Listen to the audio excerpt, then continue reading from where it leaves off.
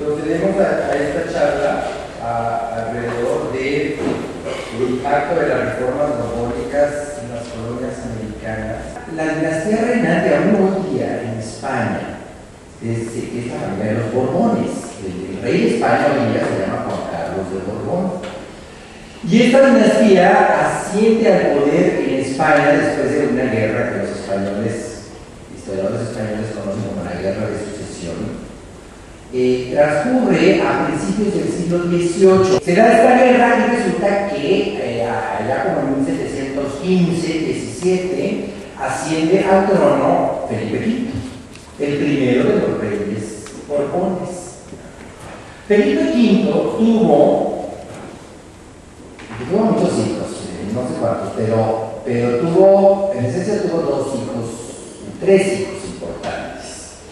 Luis, no me pregunten qué número, Fernando VI y Carlos III.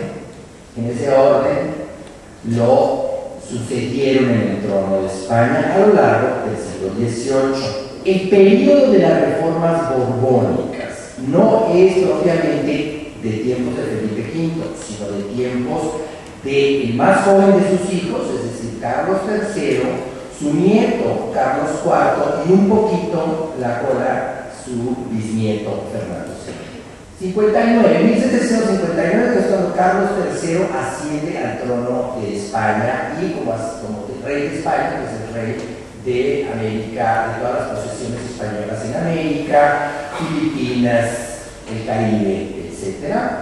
Hasta 1808, que es un periodo de cambio muy fuerte, en donde el Estado, entre muchas otras cosas, la cultura y la sociedad y la política, pero el Estado principalmente emprende una serie de cambios. Este proceso de modernización, disculpen, no surge de la voluntad del rey exclusivamente, sino que es una respuesta a la situación que está ocurriendo en el continente americano, sobre todo en la colonia más rica del continente americano, y más grande, que es la colonia de la América septentrional, que es la Nueva España. Cuando llegan los Borbones, es decir, Felipe V, allá que es el siglo XVIII, se dan cuenta que el virreinato de la Nueva España, también el virreinato del Perú, por cierto, son dos territorios pues bastante independientes, bastante autónomos, y España tiene muchos y muy grandes problemas, sobre todo de carácter económico.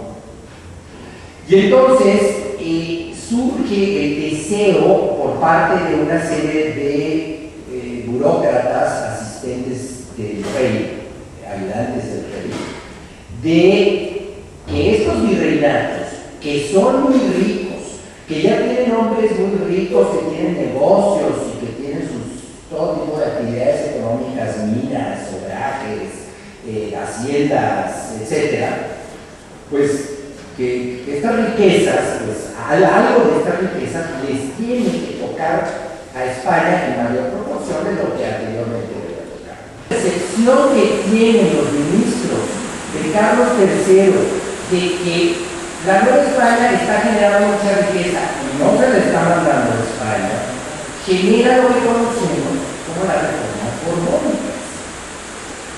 Por otro lado, no todo tiene un elemento económico. Los mexicanos, los novohispanos, a mediados del siglo XVIII, en 1750-55 aparece por ahí un libro grande de varios volúmenes, en donde rescata todas las cosas buenas que tiene América. Es precisamente durante el siglo XVIII cuando se genera la idea de que la gente que vive en Nueva España tiene elementos en común. Entonces había que retomar el control sobre esa sociedad, no nada más el aspecto económico, lo que tiene que ver también con el aspecto político, social de aquellos virreinatos de aquella época. Y parte de este control político y social tiene que ver con la sugerencia que le hizo a Fernando VI y a Carlos III este señor Campillo, entre otros, en el sentido de vamos a traer más recursos económicos, pero también vamos a controlar más a esta sociedad que se nos está tratando de pasar. Yo conozco como la lista general de las cajas de agricultura de España, realizada por los legales, un señor malagueño que fue nombrado para que viniera a hacer la lista y realizara tal diagnóstico. En términos generales, aunque no se puede decir categórico, en términos generales, la reforma borbónica inicia cuando Galvez llega a Nueva España y emprende una serie de reformas que se vienen a sumar a otras que ya se venían implementando en el ámbito fiscal y que no me va a tener en este momento. Las reformas más importantes de Galvez son, por una parte, trajo un ejército. En Nueva España no había ejército. Había un cuerpo de 40 tigres que lo cuidaban y había un cuerpo paramilitar, de la verdad hoy día, que vigilaba los caudales y riquezas del consulado de comerciantes de la Ciudad de México, que era uno de los grandes consorcios, grupos empresariales. Parte de estas reformas tuvo que ver con la política de empleos de la corona española, la Nueva España, ahora me refiero específicamente a la Nueva España. Porque el caso más sonado, el caso que yo más conozco,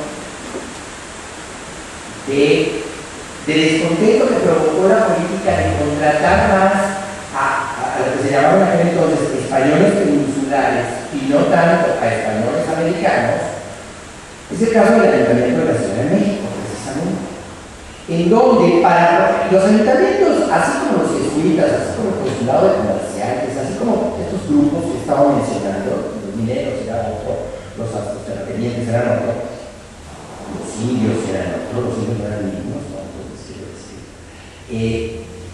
decir, los ayuntamientos eran un coto de poder, eran un grupo de interés muy fuerte. El poder que tenía el grupo de hombres, cabildo se llama, ustedes saben, que gobernaba, que tomaba decisiones alrededor de la Ciudad de México.